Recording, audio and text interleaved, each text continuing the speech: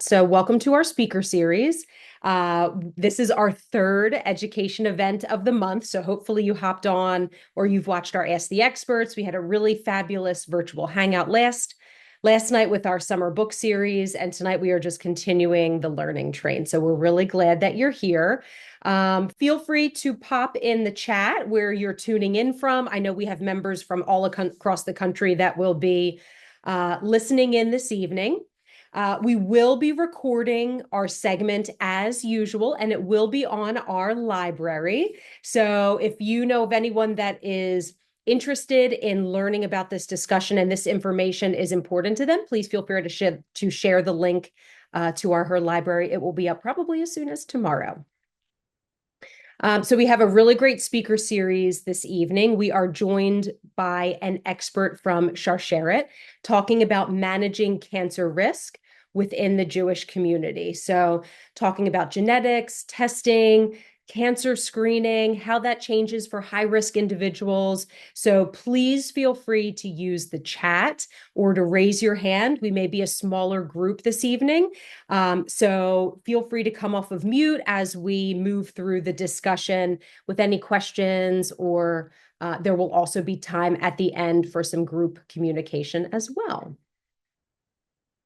If anyone needs assistance with muting themselves, I'm happy to do that as well. But please remember that we will keep ourselves on mute so that we don't distract our speaker this evening.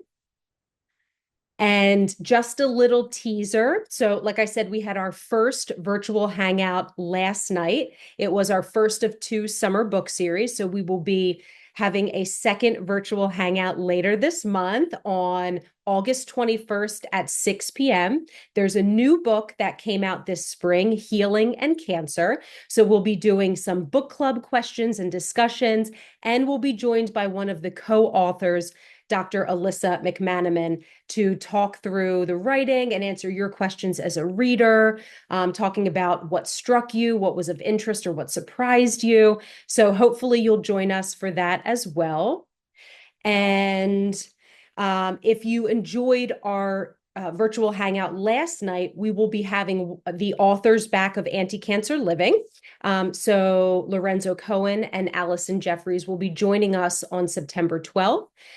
To talk specifically about stress and cancer. So the topic will be fostering calm and resilience in everyday life. We know that that is a topic certainly that I hear quite a bit from our community. So I'm glad we can dive in a little bit more to the science and then really learning how we can put some tactics into play to help us manage those high stress moments. And I want to make sure I will be sharing my screen, that I give thanks to our sponsors. So again, we are so grateful to those that support our education series. They allow us to keep bringing you experts and important topics as this evening. So I want to give a thanks to our presenting sponsors, West, Merck, and Daiichi Sankyo, with additional support from GSK, Lilly, Gilead, Pfizer, and Immunogen, now part of AbbVie. All right. So we've got some Tucson, Central New Jersey. I'm coming to you from Philadelphia. So like I said, we're so grateful for you to be here this evening. I want to start by just introducing our expert tonight as we hop right into our discussion. So Melissa Rosen is Sharsheret's Director of Training and Education. She holds a master's degree in Jewish communal service from the Brandeis University and has been working in the nonprofit sector for more than 30 years. Her professional experience includes informational education and programming, advocacy, and community outreach. Melissa's work has allowed her to facilitate unique and lasting connections among organizations in the diverse American nonprofit community.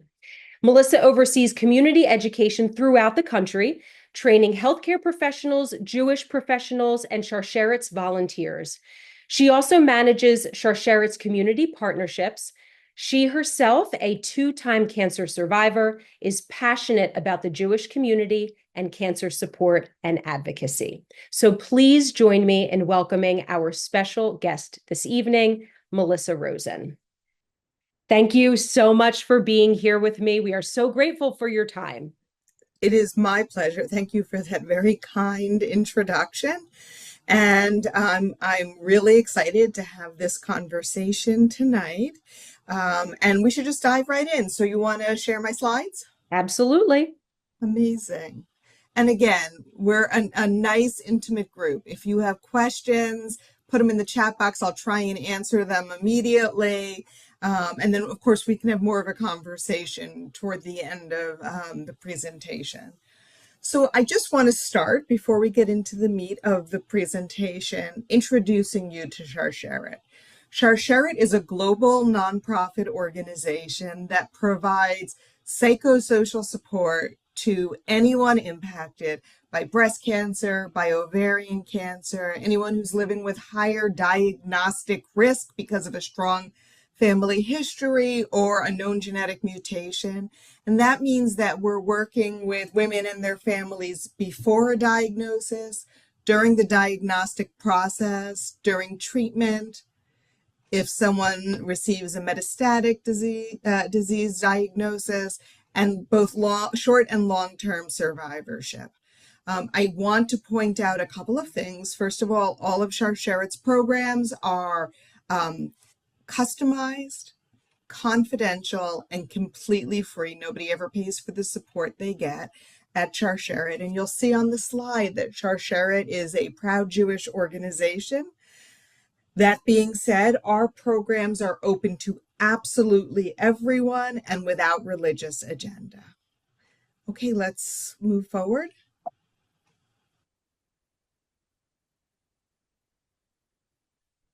So why don't we start with the definition of being Jewish? So here's a slide that has 7 photos on it. All of those people identify as Jewish. Some might seem obvious to you, others you might be surprised to learn that they were. And off to the side in alphabetical order are just some of the ways that people can self-identify as Jewish. So that actually means there is a broad range of religious observance, of cultural traditions, and maybe even genetic legacies. So as I am sure most of you know, I just want to clarify that being Jewish isn't only a religion, right? It's also a culture. It's also, as I mentioned, a genetic heritage. And it's not monolithic, which means that 2 different people can be Jewish. Their skin might be different colors. Their heritage might be from different parts of the world. They might practice their religion completely differently. And yet they're both committed Jews and need to be respected for both what they do and their differences from one another. So that's important. That's very important because sometimes people make assumptions, and not just about the Jewish community, about a lot of communities. And those assumptions are oftentimes not correct. And you'll see that there are really 2 reasons that a Jewish organization needs to exist for the breast cancer community. One is genetics, and we'll talk a lot about that tonight. And the other is that absolutely everyone facing a cancer diagnosis deserves culturally nuanced support. And so Sharsheret can provide that for the Jewish community. But just off the top of my head, I can think of 2 different organizations that do this for the LGBT community. I can think of 2 different organizations that do this for Black women. I can think of at least 1, if not more, organizations that have programs within them specifically for the Latinx community, because everybody deserves this type of care. It actually, we do it not because it's the politically correct thing to do, not because it's an extra kindness because somebody is facing a difficult situation, right? People need it because it actually impacts medical outcomes, and that's why it's so important. Okay, let's move forward.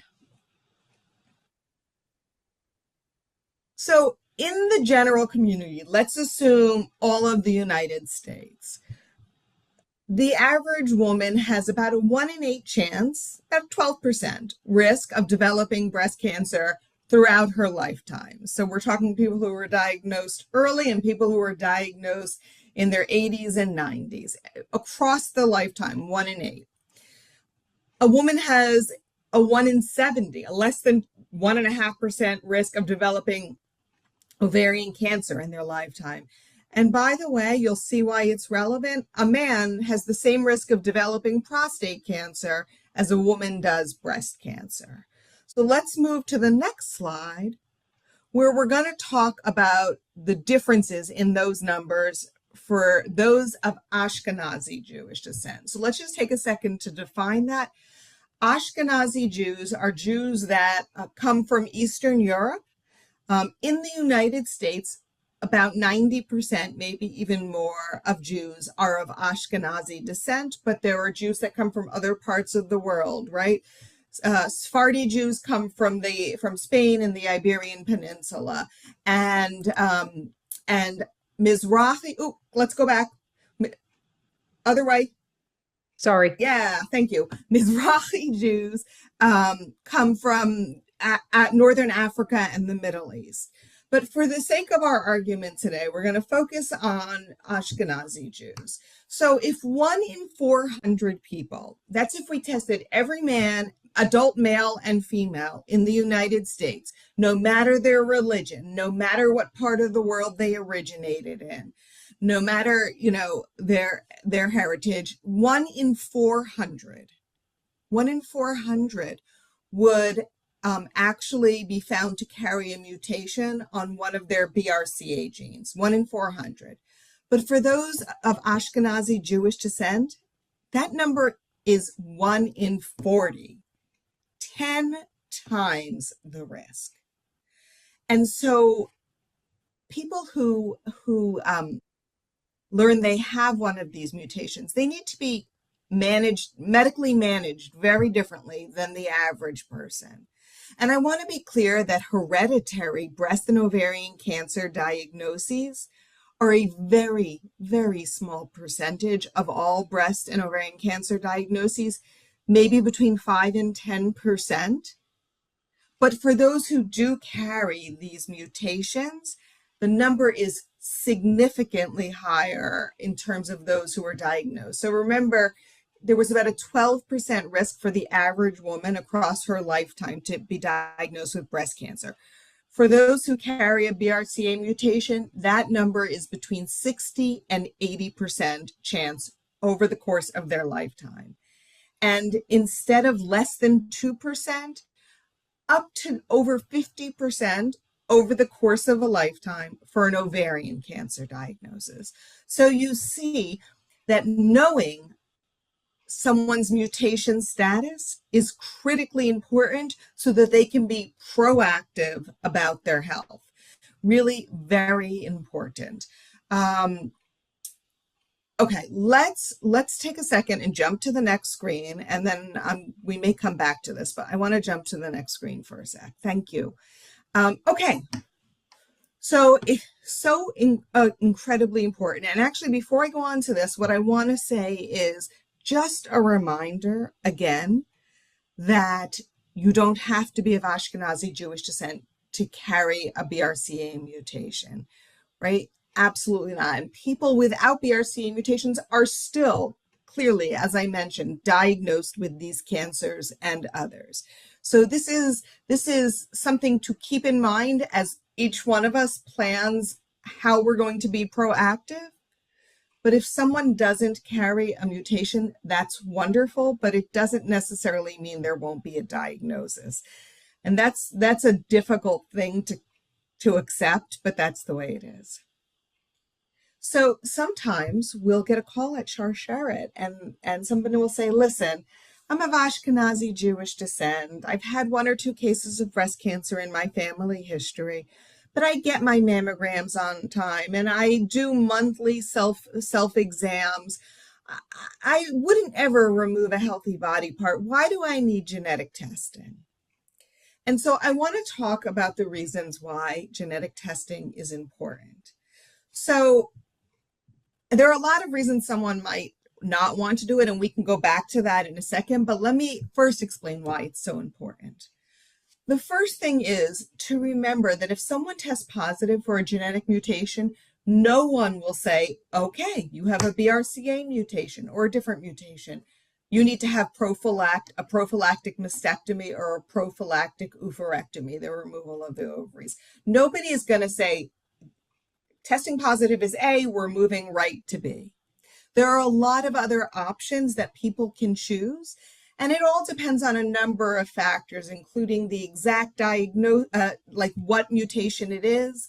There are 3 very common mutations known as founder mutations on the 2 BRCA genes that are common within the Ashkenazi Jewish population. And some confer more risk and some confer less risk. So it depends on, again, stage of life, exact mutation, a person's level of medical anxiety. All sorts of things go into these decisions.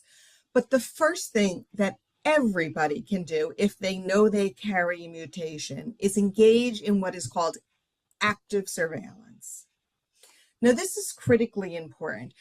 As I'm sure you're aware, because we hear it on the news, the powers that be can't even decide when and how frequently the average woman should get mammograms. Those recommendations change every couple of years. What is very clear is that if somebody is at heightened risk, they're going to start those mammograms much earlier. They're going to, in collaboration with their doctor, create a surveillance plan, which will include early onset of mammograms. That might be, 40, or it might be 10 years prior to a family member's diagnosis. If somebody learns they have a mutation and there's no family history, and that is possible because it's not a guarantee of a diagnosis, then a doctor might, choose just an earlier time. But if somebody does have cancer in their family history, the standard of care is to start mammography 10 years before that person's diagnosis. So if an aunt or a grandmother or a mother was diagnosed at 34, then, or let's say at 44, which is still a very early diagnosis, then the patient would start mammograms at 34. If a relative was diagnosed at 34, like I originally said, usually then the mammograms start at 25. That's usually the age they start. So active surveillance includes starting mammographies early, having them more frequently, mixing up the modalities. In other words, maybe mammograms aren't enough alone. Maybe the doctor says every time you have a mammogram, I want you to have an accompanying sonogram. Or maybe the doctor says you need to start MRIs too. My bio shared that I'm a 2-time cancer survivor. My first cancer put me at a higher risk for breast cancer. And my oncologist said to me, we're going to alternate every 6 months. You're going to have a mammogram, and then 6 months later an MRI, and then 6 months later a mammogram. And it's just different for every person. These tests are incredibly expensive. Insurance will not pay for them unless they are medically warranted. Knowing someone carries a genetic mutation makes it medically warranted. Now, this is not going to lower someone's risk, but what it will do is allow them to catch a diagnosis should it occur at a much, much earlier stage when outcomes are so much better, and also when treatment might be able to be less invasive. So really important. Another thing is healthy living. When I started working at Sharsheret 10 years ago, I was really surprised to learn that the healthy living behaviors that the doctors want us to do, whether we're high risk or not, lower our risk of a cancer diagnosis, whether one carries a mutation or not. So those things, eating healthfully, moving more, stress reduction, all of those things that are hard to commit to over the course of a life. Knowing someone's risk may be just the motivation they need to commit to these other behaviors or these additional behaviors. And that's important. Chemoprevention, taking a drug like tamoxifen prior to a diagnosis, is something that's an option for some people. And only then do we get to prophylactic surgeries. The prophylactic or preventative removal of breast tissue and or the preventative removal of ovaries and fallopian tubes. As you may know, more recent thinking seems to indicate that many ovarian cancers actually originate in the fallopian tubes. So much so that a recent study made the preliminary suggestion that people who carry one of these mutations who might be having abdominal surgery for another reason, whether it's even an appendectomy, to consider removing the ovaries and the fallopian tubes while they're in there for something else. The good news about prophylactic surgeries is they are rarely emergencies. And once you get this information and discuss it with a genetic counselor and or your doctor, a patient might decide, okay, so I'm going to wait until I've had my family, and then I will remove my ovaries and tubes. Or I'm going to wait till I finish nursing, or I'm going to wait till whatever it is. Now, that's not true for everybody, but it is true in a large percentage of those who carry the mutation. And then finally, I just want to remind you that there is something that those who know they carry a mutation can do to avoid passing it down to the next generation. And that's having their children via IVF with something called PGT, pre-implantation genetic testing. So what happens is that the embryos are created outside, in a lab, but they're all biopsied, and only the ones that are free of the mutations get implanted through an IVF procedure. And that means that mutation is gone from that person's line, right? So these are not mutations that skip generations. If the mutation was with the mother and or the father, and they've done this PGT, and only implanted embryos without mutations, it means that the child will not have a mutation. And that is a beautiful gift to the next generation. Okay, let's move to the next slide. So even with so much more information out these days, thanks in part to Angelina Jolie about BRCA, or you may have heard it called BRCA, there are still so many myths and so much misinformation out there. So let's go through some of the big ones. The first is very often you'll hear somebody say, oh, I have BRCA, when they carry a mutation. What they really mean to say is, I have a mutation on one of my BRCA genes.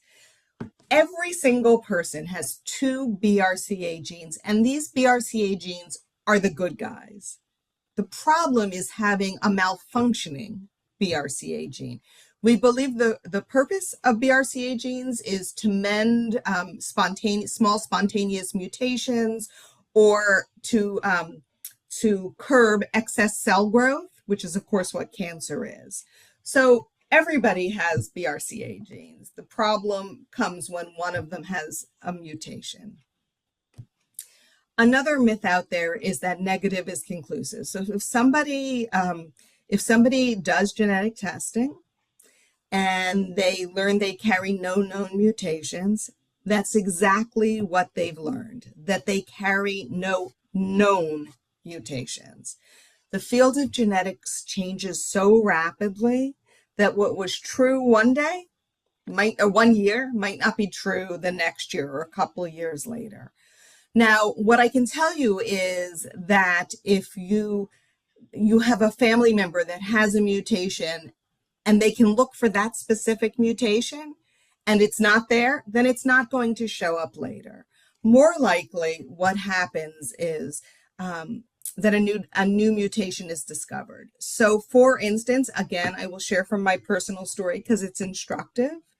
When I was diagnosed with breast cancer, I had genetic testing prior to treatment because some types of breast cancer that are BRCA related respond better to certain treatments. And I had no known mutations.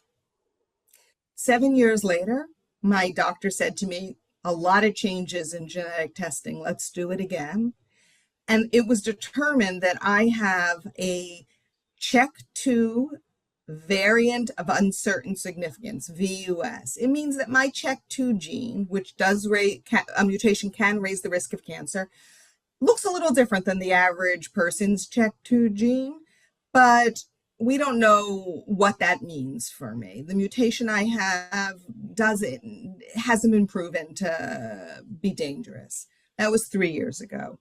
This year, Myriad, which is one of the larger companies that identifies these mutations, changed changed the way they classify it, and now it is known as a pathogenic mutation. So negative isn't always conclusive. But had my family had a specific mutation and I tested negative for that, when I was first tested, I would not, it can't change. Here's a big one. Sharsheret, and I bet you guys too, still get calls from people who have been diagnosed with cancer and who say, I just don't understand it. My doctor told me I didn't need any genetic testing because the cancer was all on my father's side of the family. So I want to be clear right now. Men and women carry BRCA and other hereditary cancer mutations in equal numbers, and they pass them down to their children, male or female, in equal numbers. It's incredibly important to remember that. And then the last thing on here is actually very specific to the Jewish community. The Jewish community have been on the forefront of genetic testing since before modern genetic testing was even available. We would do enzyme testing to test for prenatal mutations. You may be aware of the disease Tay-Sachs. That's the one that is most frequently tested for. These prenatal mutations function very differently than hereditary cancer mutations. So if you had genetic testing when you were pregnant the first time or before you got married, it's not a safe assumption that BRCA testing was a part of that. Not only that, they behave differently. So for a recessive, a prenatal, for instance, a Tay-Sachs mutation, both parents need to be a carrier and pass it down at the same time. So with every pregnancy, if both parents are a carrier, that's about a 25% risk. And of course, being a carrier of a recessive mutation will never physically impact the carrier. You don't get Tay-Sachs from being a Tay-Sachs carrier. Hereditary cancer mutations are dominant mutations, which means that the carrier can be physically impacted with a diagnosis of cancer, but also only one parent needs to carry it. And with every pregnancy, the risk of passing it down to a child, whether it's the mother or the father that carries it, is 50% of the time. So it's really important to understand that distinction. Okay, can we go to the next slide? So you heard me talk a lot about BRCA, and you heard me mention that my own mutation is not a BRCA mutation. You can see in the pink on the top chart, there are a lot of other mutations that are known to raise risk for breast or ovarian cancer, and also other cancers, just like BRCA raises for breast and ovarian, and also other. So when I started at Sharsheret 10 years ago, we were a breast cancer organization. Breast cancer organization with a strong ovarian cancer program. And then we were informed when we talk about genetic risk, we need to say breast, ovarian, and related cancers. A few years back, we were told to never say the phrase related cancers because it became abundantly clear what cancers were related to BRCA mutation. So let's just go through them.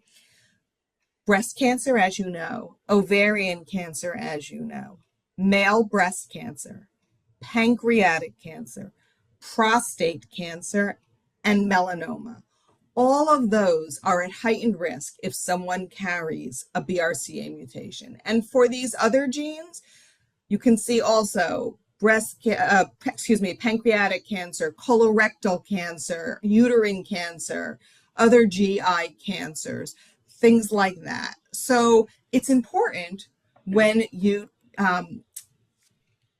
get a family health tree, and we'll talk about that in a few minutes, to really list all of these cancers. And the other reason I just want to explain that we talk about BRCA more is that BRCA is a high risk mutation, where you see these others are listed as moderate risk mutations.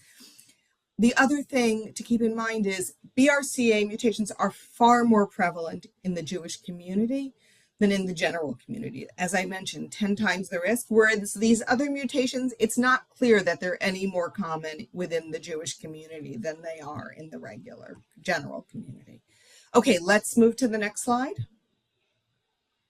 Okay, so we're talking today about the Jewish community, but I just want to remind you that there's nobody on this program tonight, or anybody you know, that is just Jewish, and there are things, other parts of a person's identity, that might well impact diagnosis, treatment, survivorship. And like I said before, everybody deserves this culturally nuanced support. There are a lot of things to keep in mind. I think, can you go to the next slide?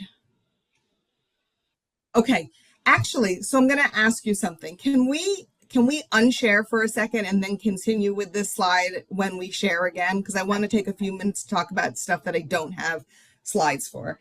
So, okay, thank you. So what do we do? What do we do if there's a history of cancer in our family, if we're concerned that we might carry a genetic mutation, if there isn't a history of cancer and we're still concerned that we might carry a genetic mutation? In other words, how do we be proactive about our health? And there are lots of things you can do. Now, the first thing is, as I mentioned, to take to create a family tree, but a health-oriented family tree. And there is something on the Sharsheret website, and Erin is actually going to put a link to it in the chat box now, that will allow you to bring this information, gather this information appropriately, and bring it to a doctor. So it looks like a regular family tree, only it's asking for cancer diagnoses. And with every person on this family tree, it's going to ask you what type of diagnosis, what their relationship was to you, so you'll put it in the right place. It's also going to ask you how old that person was at the age of diagnosis. And that's important because we're far more concerned when anticipating genetic mutations or future risks about a diagnosis that happens from the mid-50s and younger than we are from the mid-50s and older.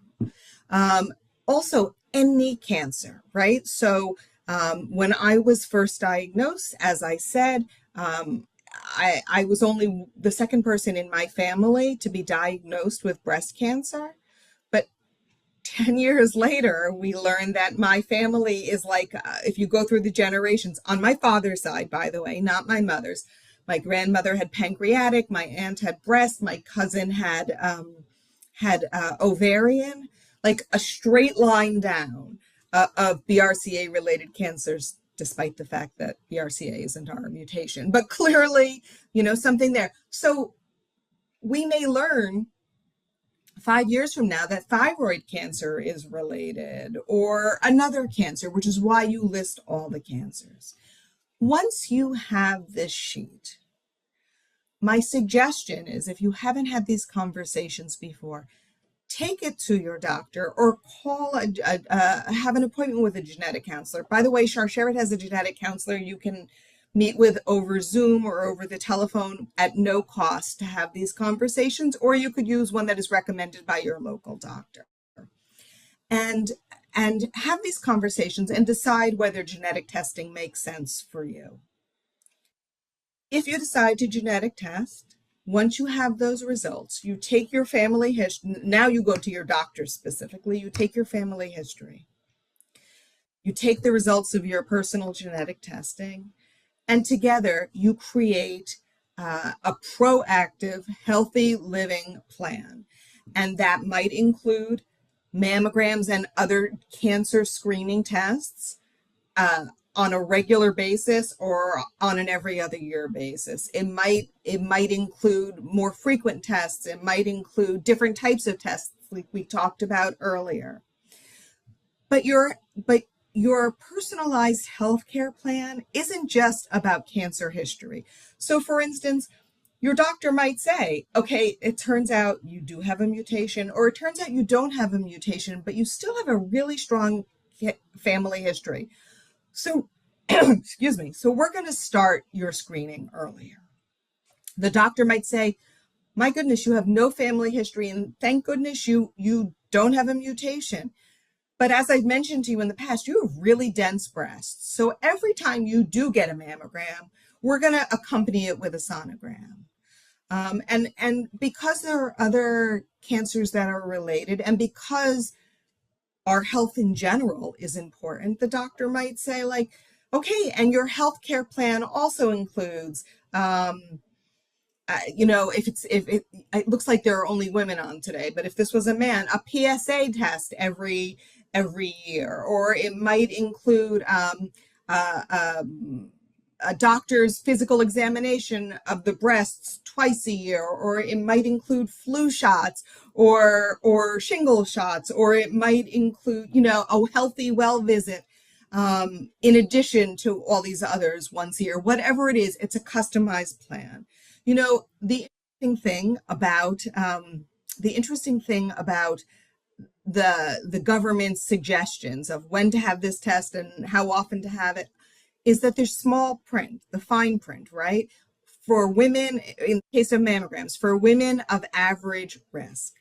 If somebody is of Ashkenazi descent, they are automatically not at average risk, which means that you need to create this personalized plan with your doctors. That's so important. Okay, so you've got that plan, you know your status in terms of hereditary cancer mutations. What else can you do? Well, those healthy living behaviors, right? I mentioned before, they lower risk whether someone carries a mutation or not. And not only do they lower risk for breast cancer, but for all cancers, and for heart disease, and for diabetes, and for dementia, and I'm sure for other things. These are win-win behaviors, right? And so we talk about eating well. Listen, I'm not going to tell you never to have birthday cake, or what's the next holiday, the high holidays are coming up, right? Not to have that rugelach or whatever it is. But if most of the time when you sit down, your plate has lean protein and an assortment of colorful veggies and some whole grains, then you can go ahead and enjoy that birthday cake or whatever it is. Moving more. Again, I'm not asking you to run marathons unless you want to, and then let's talk about Team Sharsheret. But what I am saying is to move more, to park farther away from the store when you go to the market, to go for a walk around the block every morning with a friend or after dinner with your family, to count the things that you've been ignoring as exercise. If you vacuum the whole house, that's counting as exercise.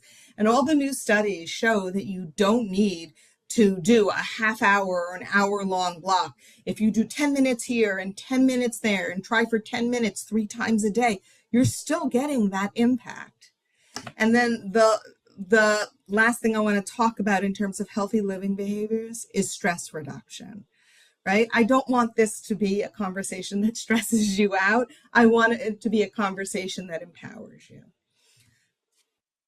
it's a stressful world these days, and there's no denying that. So whatever you do to reduce stress, whether it's curling up with a good book, going for a run, meditating, doing Zumba, whatever it is that de-stresses you, you should make sure to continue to do that. Listen, there are a lot of other little things we can talk about. Those are the three biggies. Breastfeeding confers some risk reduction. Obviously, I'm telling you not to smoke or vape. Lots of little things like that. But those are the three big ones. And I'm sure with Erin here, you've heard about a lot of these already. And then the last thing I want to tell you, and this is like the message I want you to take home today, is you've done all of this great stuff. Now follow the plan. As women, we tend to put ourselves at the bottom of our to-do lists, right? There's always something. There's a work project due. You volunteered for a synagogue project. You whatever it is. There's a family obligation, and we tend to just put ourselves last. Oh, I meant to call again to schedule my mammogram. Okay, I'll do it tomorrow. And then it doesn't happen tomorrow. Or you've scheduled a doctor's appointment, but a child is sick. And so you say, it's okay, I'll cancel it. I'm sure I'll reschedule it soon. I want to remind you to put yourselves on your own to-do list. You deserve the same amount of care as anybody in your family does. And what that care is will be different for each of us.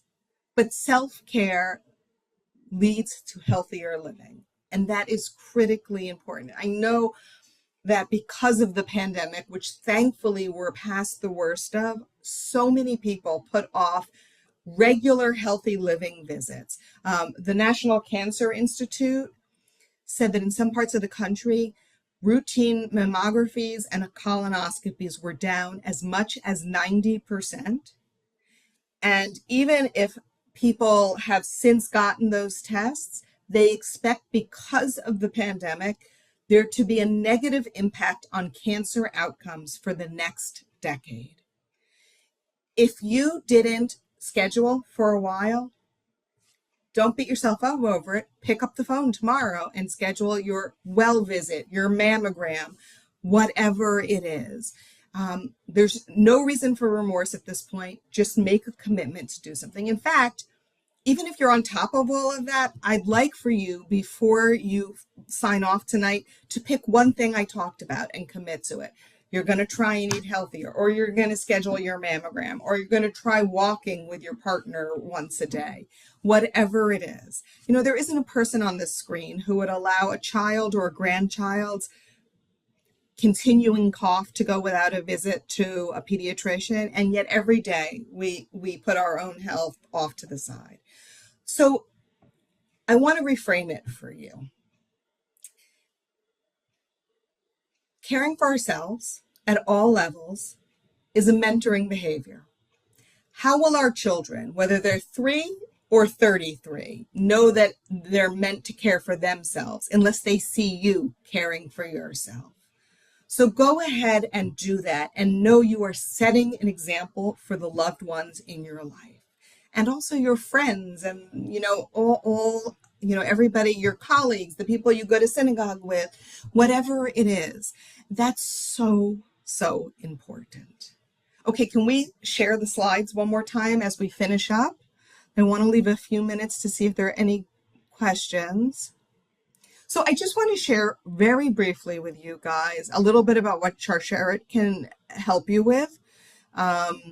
So on our website, there is a page that is specifically for genetic mutations. And on it, it gives you the opportunity to connect with a peer supporter, to speak with our genetic counselor, to schedule a family conference call, which is one of the best things our genetic counselors do, where family members get on either a phone call or a Zoom, and they have a genetic counselor help them explain the mutation they have and what it means for all the family members on the call. Can we go to the next slide? This is actually what Erin shared. And if for some reason you didn't get it, you can go to our website and download it. and also gives you the opportunity to talk to a genetic counselor or schedule a conference call. Okay, let's go to the next slide. There are other things on our website that relate specifically to the Jewish community and genetics. And you can, if you go under breast cancer or BRCA or ovarian cancer, these headers here, you probably can't see my cursor moving because I'm not the one sharing, but it'll bring you to resources way down at the bottom of those pages. And you would go to brochures and booklets to the next page, please. And this is just one example. So there are a few things I want to point out to you. One of them is called Hereditary Cancer, Your Jewish Genes. And I will point out that this is a great resource, whether someone is Jewish or not.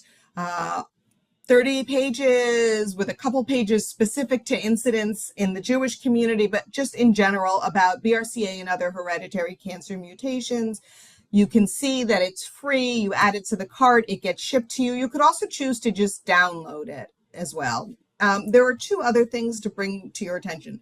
There's another one, and you will see it in the same list, that's talking to your children about your cancer mutation. And this is meant for children like 18 and above. And it's a hard conversation. And this isn't like a magic bullet, but it does give some really concrete talking points about how to share this information with your adult children.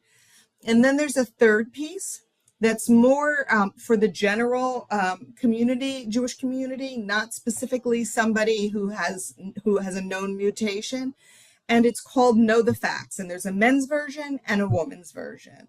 And it talks about hereditary cancer mutations. It talks about signs and symptoms. The women's talks about breast and ovarian cancer symptoms. The men's talks about prostate and other cancer symptoms. And then I'm not sure if I said questions to ask your doctor as well. So just a kind of great overview. I don't know if I have any higher risk. I just want to learn more to help determine. That's a piece you would want. Okay, let's go to the next slide. And here, okay, we can stop sharing now because I'll put my email address in the chat box. And again, a reminder, everything Sharsheret does is free, and a reminder that, as you see here, Sharsheret partners, there's my email address, Sharsheret partners with Unite for Her. And sometimes we get callers who are surprised that we offer them resources, but then say, call this organization. Unite for Her does something that Sharsheret doesn't do. I just want to be clear, like, none of us think that we're in competition with one another. You should be double dipping, right? You should get everything you can from Unite for Her and everything you can from Sharsheret and Force and this organization and that organization, because we all do slightly different things and you should get everything. And Erin agrees. So let me take a few minutes to see if there are any questions about hereditary cancer mutations, about cancer in the Jewish community, about the cultural nuances and where being Jewish might intersect with a cancer diagnosis, or about Sharsheret. And if it's okay with Erin, I would say we can unmute ourselves. We're a nice intimate group. You don't have to put it into the chat box. Absolutely. That's perfectly fine. Yeah. So feel free to come off of mute if you have any questions at all. I'll start because I am wondering something. Yeah.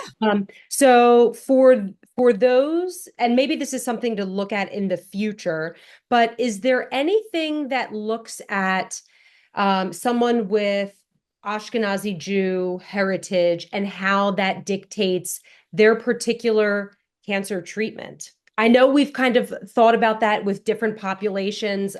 We've talked about it with Ricky Fairley from Touch regarding the Black community. So I'm curious if that's something that's perhaps being researched for this community.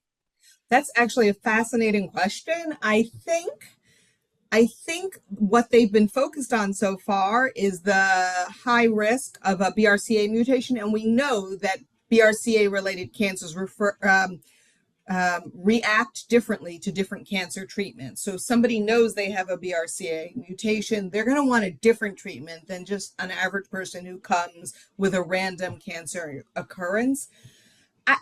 I don't know that there's any other research in that being done. And I want to say, because even Ashkenazi Jews are kind of a diverse population, I'm not sure, but I'm actually going to ask our genetic counselor about that.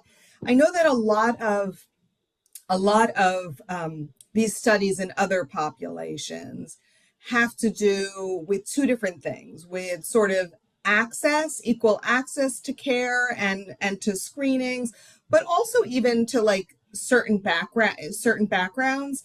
In the same way, I want to say, I don't want to say it because I'm not 100% sure I'm right, but I'm almost positive that Black women whose origins are, I want to say Haiti, but I am not 100% sure it is, also have a higher risk of BRCA mutations. And so it's not necessarily just being Black when it comes to those kind of things, but where they come from. By the way, in case anybody, why do women from Haiti, why do Inuit women, Native those who live in the Native community from Alaska, why do those women have it? Because they're insular communities, right? Same as the Ashkenazi Jewish population. In the case of Ashkenazi Jews, it was either we were not allowed to be with other people by law, or we decided we wanted to stay by ourselves. You know, we didn't want to intermarry. And so whatever mutation was there was amplified because it was a smaller group that we were having children with. And so the same is true for the Inuit population, for the Haitian population, things like that. Oh, interesting. I'm really glad that this was helpful to you. I'm just looking at the chat box. It was very timely for you. Yeah, I love that. I don't know if you can hear me. I can, Lois. Oh, okay. And I'm actually very involved with both organizations. I double dip. Good. I just had a double mastectomy prophylactically with Dr. Monique Gary, who I met through Unite for Her, and I've taken advantage of all their activities. And I'm sitting here with, on my chest, a special belt that I got from Sharsheret to help with, and again, Thanks. my granddaughter made her mitzvah project there. So I'm very, very thankful. So thankful. You both are such incredible organizations. But I did have a question. I have BRCA2. Okay. What's the difference between BRCA1 and BRCA2? So I'm sure it's in that brochure that the one I had on the slides. I can give you the generals, but I don't know the specifics. So there's two of those genes. On one of those genes, there's one mutation. On the other one of those genes, there are two mutations. And those three founder mutations, for whatever reason, are what are most common in the Ashkenazi Jewish population. Each one of them has a slightly different level of risk in terms of a diagnosis. My understanding is it's only in terms of a diagnosis, not necessarily what type of breast cancer it'll be or things like that. If you want additional information, I will email you. Okay. Lois Robin. Yep. I'm going to write down your name, differences. And you said you were number 2? BRCA2, yeah.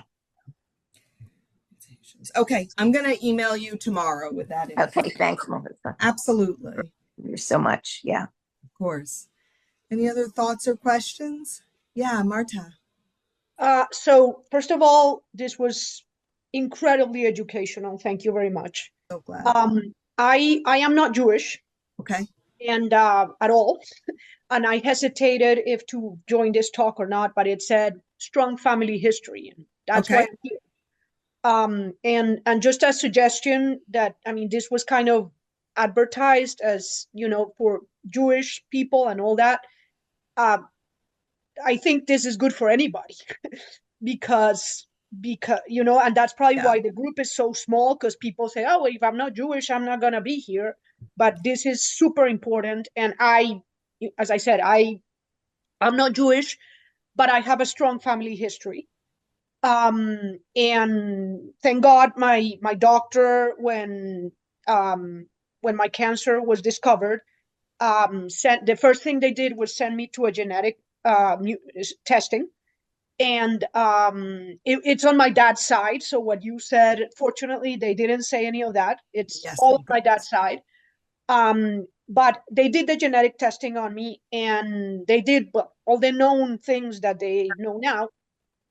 And fortunately, they said I don't have any mutations. But it really struck me, and I had no idea. I've gotten very, very informed about all these things because For you you. kind of have to.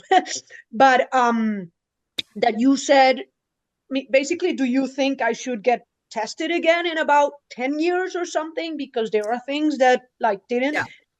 So, Also, okay, sorry, go ahead. go ahead. No, you go No, I ahead. was going to say also my sister, when I told her, well, when she knew about my breast cancer, got concerned and went and, told the doctor and all that. And they asked if I had gotten testing, and they said yes. And if I had any mutations, and no. And so they decided not to test them. Mm. And it's two different things. I was diagnosed before the age of 50. No. And I already had a strong risk because my breast they said they're extremely dense, and so the risk goes way higher, and strong Yep. family history. So for her and for me, like, is it recommended more genetic testing, or what can we do? That's like one question, please. Yeah. So what our genetic counselor at Sharsheret recommends is that anyone who's been tested, especially if they tested negative for all known mutations, should reach out to either their doctor or their genetic counselor, or even the genetic counselor at Sharsheret, and ask every few years, has the test changed enough for it to be worth it for me to test again? There are years where there are tons of additions, and there are, there are years where there are no changes. So it's worth having a quick conversation with whoever is, if you have your own person or the Sharsheret person, to find out. Because like you said, you have a strong family history, and it was amazing to me that there were no known genetic mutations in my family. I mean, you can go, like I said, straight down the line. So eventually, and the recommendation is, if you have a strong family history and you've tested negative, you should still be treated. You should still be proactive as if you had a mutation. And to your first point, you're 100% right. This is something that goes well beyond the Jewish community. So I just want to re-emphasize that, yes, those of Ashkenazi Jewish descent do carry these mutations at 10 times the rate of the average population. But people who have no Jewish heritage clearly also have BRCA mutations as well. And I mean, as far as I know, Angelina Jolie isn't Jewish, and she is like the most well-known person who has been open about her mutations. And the other thing to keep in mind is that there's so much intermarriage these days, both between Jews of Ashkenazi descent and Sephardi descent or Mizrahi descent, and between people who are Jewish and people who are not Jewish. So you may have somebody in your history that you're unaware of as well. I was once at a conference for healthcare providers, oncology nurses, I believe, and two different nurses came up to me as I was exhibiting to tell me that they had recently learned that one of their grandparents was Jewish, but they were Europeans in the 30s and 40s, and their identities were hidden. And even though they went and moved to America, because of what they'd come from, nobody disclosed their Jewish heritage. And it was only after they learned that they carried BRCA mutations and were talking, that they learned, oh yeah, your grandmother was Jewish, we don't talk about it. And so, I mean, and again, that's an interesting example, but you don't have to even have Jewish ancestry to carry a mutation. So I have a couple more questions. I know time is it's finished, but one thing is, if it's a very simple question, is if Sharsheret helps, even if I'm not Jewish, with genetic testing. Yes. As such, not just the counselor, but the genetic testing. So first of all, let me just reiterate that We are the only organization in North America that provides culturally nuanced care to the Jewish community, but our programs are open to everybody and without religious agenda. So whether you're Jewish or not, you can call our genetic counselor. Our genetic counselor does not prescribe testing, but what she will do is put you onto the NSGC website, National Society of Genetic Counselors, and you can do a search by geography and find a local person, but also a primary care physician or an OBGYN or an oncologist should be able to prescribe testing as well. If, for whatever reason, you are unwilling to go to a doctor to get testing or unable to get to a doctor to get testing, Sharsheret has a partnership with an organization called JScreen. JScreen used to only do prenatal testing, but in the last several years have created a separate panel for hereditary cancer mutations. They have a doctor on staff that will write a prescription. They mail you a tube to spit into, and you send it back.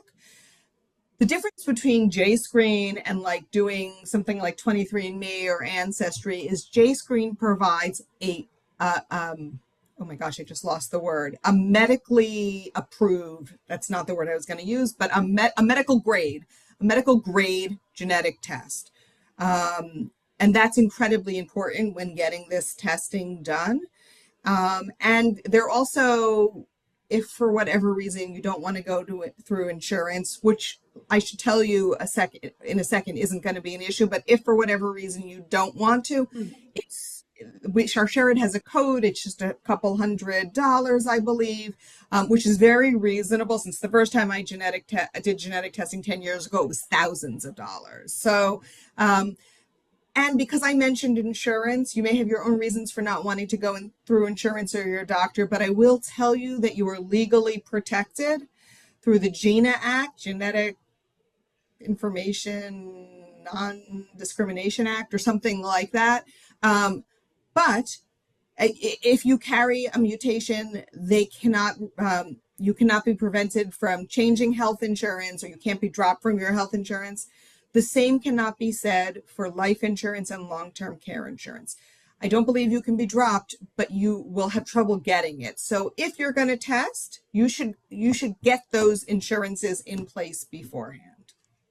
Yeah, what I was going to get to, basically the cost is kind of what I was talking about, because when I went to my doctor, and they said, normally some insurances don't pay, and, maybe your insurance doesn't pay for it.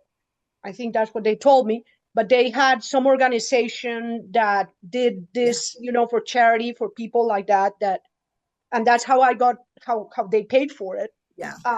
But I mean, I don't know if you say, I want to get tested again, if they actually say, so that's kind of my point. Like, and they told me it costs a lot. I see what you're saying. Very, very costly.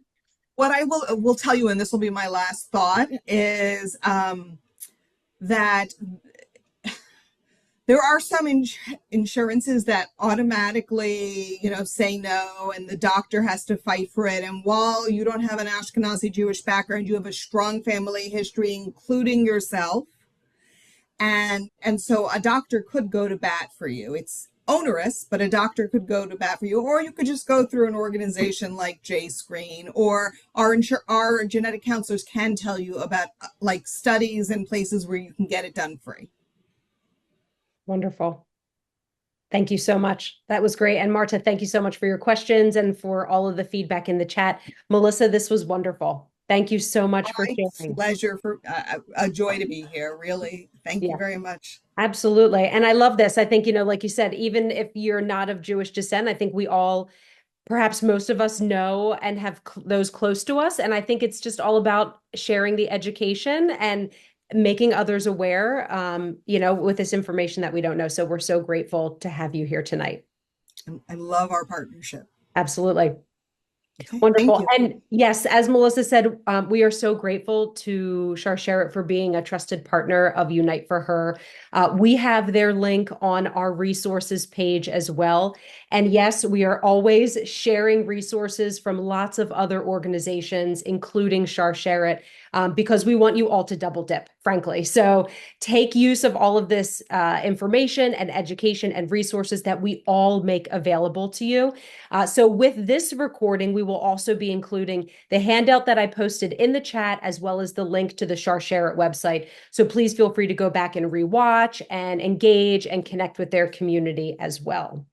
So with that, I want to wrap up our speaker series for the evening. Again, I want to give a big thanks to our sponsor.